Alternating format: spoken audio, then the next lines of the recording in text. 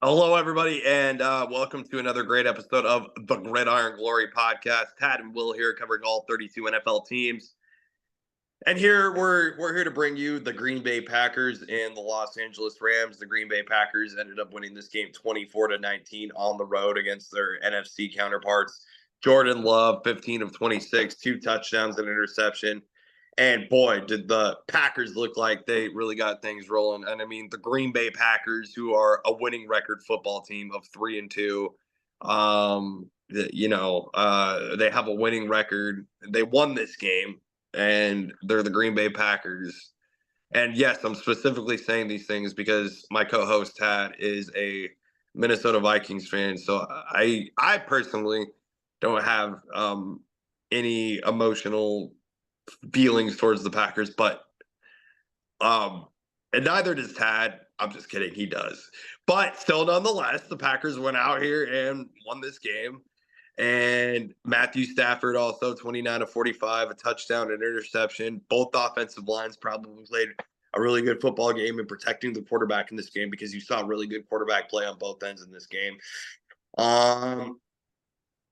And I mean, yeah, the Packers, they went out there and they made the plays that they needed to make. I mean, this game came down to pretty much the very end, you know. I remember it being a very tightly, closely contested game. Um, I mean, you definitely had, big plays from Kyron Williams, of course, Jordan Whittington, uh, even the likes of Tutu Atwell. Kyron Williams did get that fumble, which might have been a critical turning point for the Rams. And, they're 1-4. Um,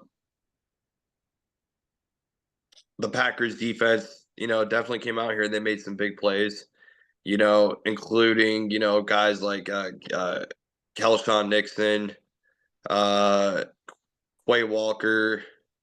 You even had guys like Carl Brooks, for example. So, you know, there were a number of players out here, definitely that went out here and they did their job for the Green Bay Packers to, be able to get this done. So, as far as the Rams, you kind of hated to see how this game ended up ending for them. So, a very rough outing. And especially, when they ended up, making the long drive at the end and then, the 2-point conversion ended up failing.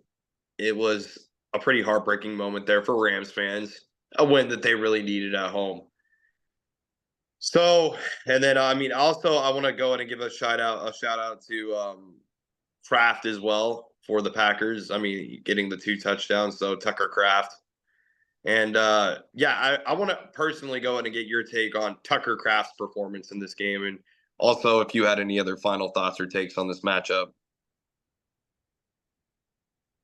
Yeah, when you look at Tucker Kraft, I mean, he's been what you want out of a tight end. I mean, the two touchdowns, he broke a lot of I mean, you could call it tackles. I mean, it's not like they really tried very hard to tackle him, but he got by the defenders. A very unfortunate moment for the Rams defense. He had a few big plays, the 66-yard touchdown. Yeah, like I say, Tucker Kraft, the young tight end out of the FCS national champion South Dakota State Jackrabbits in 2023, a third round draft pick. A very solid draft pick, I'll say, by the Packers, who have had some solid draft picks with this recent regime. And another big move by the Packers was bringing in Xavier McKinney, who's having an outstanding season for Green Bay. The defensive back, the safety, he's had an interception in all 5 games. Just a remarkable effort to open up his season to keep the Packers competitive, to keep them relevant in a very highly contested NFC North, with every team in the division having a winning record. The Packers, despite their 3-2 record, they're still tied for last in the division, which just goes to speak of how competitive the NFC North is. You have Minnesota 5-0, you have Detroit with just the one loss, and then the Packers and Bears both at 3-2. So you gotta win if you want to stay relevant in the NFC North. This isn't a division where you can just wait around and start, like, say, if you were to start like 2-3, 1-4, then you're already 4 games out in the division. So it How was do a win you they needed. how do you personally feel that your Minnesota Vikings are 5-0 and that the Packers are not 5-0? Like, how do you feel about that?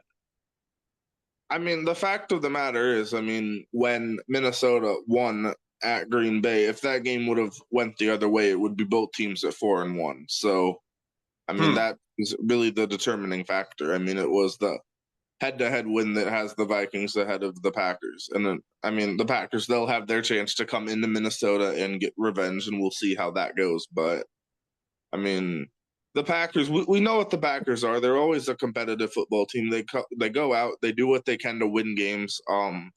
Obviously they had the deep playoff run a year ago. Well, deep enough. They went to the divisional round. So we'll see if they can continue the momentum from that. They're going to need more out of Jordan Love. He had a decent game today, the 2 touchdowns.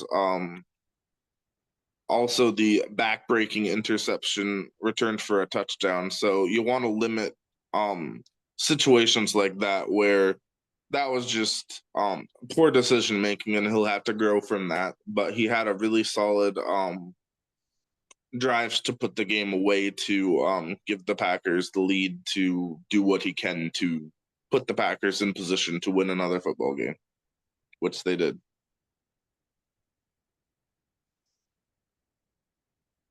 Yeah. Yeah, so there you have it. Green Bay wins this game 24-19. Be sure to like, subscribe, and follow. This is the Gridiron Glory.